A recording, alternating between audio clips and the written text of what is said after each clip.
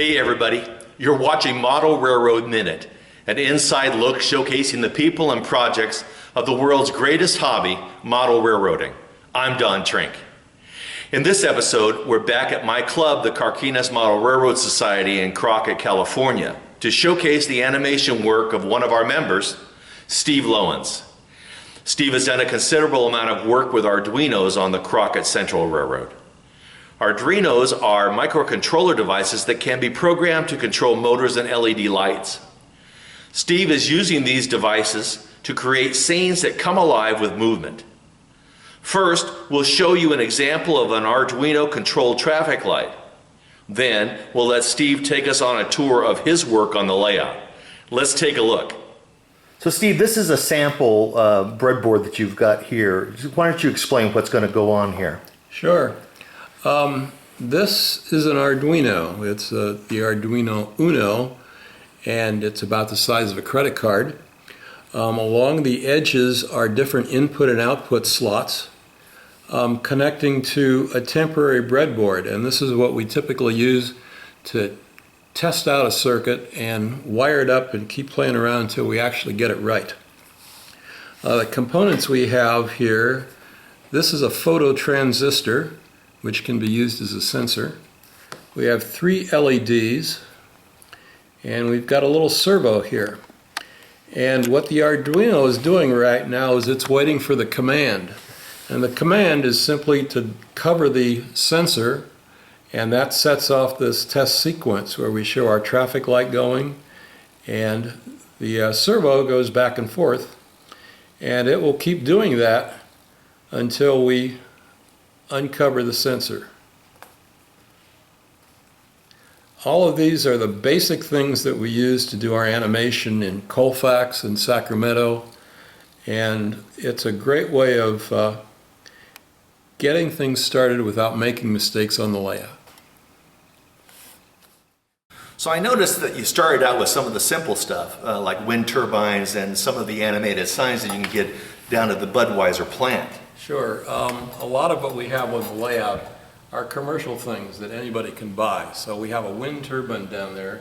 It's a Faller instrument. You plug it in and it runs and it looks like a real turbine out on the Tehachapi Mountains or something. The Budweiser sign, we use a lot of Miller Engineering animated signs. They have them for any situation. This one is a real good replica of the Budweiser sign that's out in Suisun City right now, so it's a perfect match. Nice. You've done work here at the Sacramento city with lights and with animation, and also over at Colfax. Why don't you tell me a little bit about what we've got over here in the Sacramento city that we want to showcase that's using Arduinos? Sure. Well, why don't we talk about Sacramento itself to start with. We have a real small area to show a city of 1 million people. So we decided first, what's the most important building in Sacramento? And of course, it's the state capitol. And so we have the state capitol down at the end there. And what leads to the state capitol? It's the Capitol Mall, one of the wide boulevards in the city. And that requires traffic lights. So traffic lights is where we use our Arduino. And we have 3 intersections here. They're all coordinated. The lights will turn, as you see, yellow, red, going right down the street. We have operating walk-wait signals. We have mast arms on our signals. We have combined poles with mast arms and headlights, or street lights. So the whole thing is kind of created to look like a main boulevard in a major street. And it's all done simply by blinking lights in the proper sequence using Arduino. Now these walk signals are really impressive. I've seen, of course, traffic lights before, but those are really done. How did you do those? Those are all custom made. The panels, the walk and wait signals, are decals that come off of an Alps printer. Those are glued on top of a couple of pieces of styrofoam tubing. And then there are 2 LEDs, one orange and one white behind it.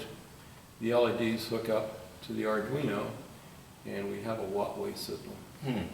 I liked what we have in the front are kind of traditional old-fashioned walkway. Way in the back there, I started doing some research on walkway signals. And it turns out that the famous walking man that you have on all your traffic signals today, every country has a different one. And so you will see back there that the walking man comes on and he's solid for maybe 10 seconds or so. And then he starts blinking, and it starts blinking slowly, and then it starts getting a little faster, and it almost becomes a running man, and then the hand comes up. That's a European signal, but because of the way you can blink lights with an Arduino, you can create that magic right here on the layout. Now, is this done with an Uno 3, R3? This is done with the Mega 2560. We have a lot of LEDs here, and every Arduino port really can only handle 2 LEDs. And so we need a lot of different ports in order to support the whole scene. Nice. I noticed some other stuff that you've got is the school bus over there. With the School blinking bus lights. is something I found at a swap meet up in Calgary. There's a fellow just doing those, and he does the electronics, and all we do is find it, set it on the layout, and it adds some more personality to the layout. Boy, that really makes it come alive. Got a little open sign here. You know, the open sign is probably the most common sign in the city, but it's really hard to find in a model. So that's just another Alps decal on a piece of tubing and a flashing LED light behind it. Well, let's talk. Colfax is just a great city to model because it's very compact. So you can actually do the main 2 blocks of downtown here on our layout and keep things fairly much to scale. So this main block of buildings we have here, the signs in those buildings, which are all Alps decals, all represent a real business that has existed in Colfax sometime over the last 20 years. So there really was Madonna's Classic Kitchen sitting there. The freight station has been there for many, many years. Today it's used for tourist attractions.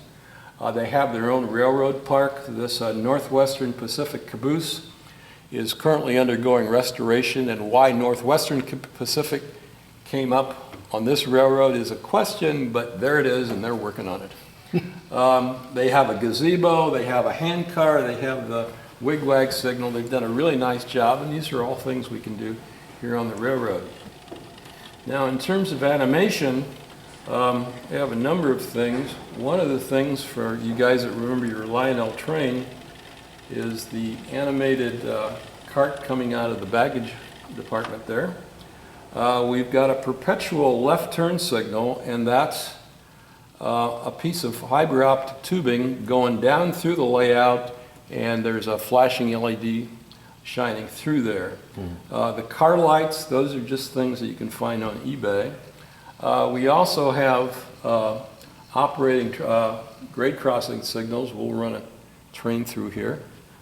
And the other thing we have that's taken a lot of work, and we don't know how it'll work tonight, is our animated gas station over here. We have a whole bunch of different things that are just sort of happening one at a time here at the gas station. The garage doors raise and lower. There's a gentleman who fills his tank here. This hood will pop up. The light on the wrecker will come on. The light on the back of the wrecker will come on. The light here for the sign, lights inside the building. All these are individually controlled and happen in a sequential order, and they all add a little bit of personality and things going on if you happen to be here just the right time when these things are happening. All right, so tell us a little bit about Sparks. What are you doing over here? Well, Sparks is our end of the line of the entire railroad, really. And it's way off in the distance in terms of how we operate the railroad, and it's really an empty space that was waiting for something to happen. So what we're really doing here is creating scenery, and we're creating it with buildings and signs. So everything you're seeing back there is part of either the casino, or it's a part of a fast food restaurant area, and we've also created a kind of old town. All of this is fantasy. It doesn't really exist in Sparks, but it's kind of what we were able to do with the area. All the visual things that you were seeing are commercial signs. The casino, the A&W root beer, the shell in the background, and a couple others, those are all from Miller Engineering. Arnold's driveway here is something you can buy from Walthers. And the donut with the rotating beacon, that's a Backatronics kit, which I wired up and added to the donut just to make it a little bit more interesting. All of which is mainly to get the eye drawn into the scene in an area that would otherwise kind of be out of the way. There's a lot of great sites on the web that can give you some animation ideas and projects that you can try at home. Check out the official Arduino site to see what hardware is available and how the software works. Then you can go through the Arduino tutorials on YouTube put together by Jeremy Blum. Jeremy is one of those young rocket scientists that starts from the very beginning teaching how the hardware and software interacts to make things move and lights to flash. Also, check out the YouTube site appropriately called Arduino and Model Railroading. This site gives you some inspirational ideas on what can be achieved. Well, that's it for now. Thanks for watching, and we'll see you next time.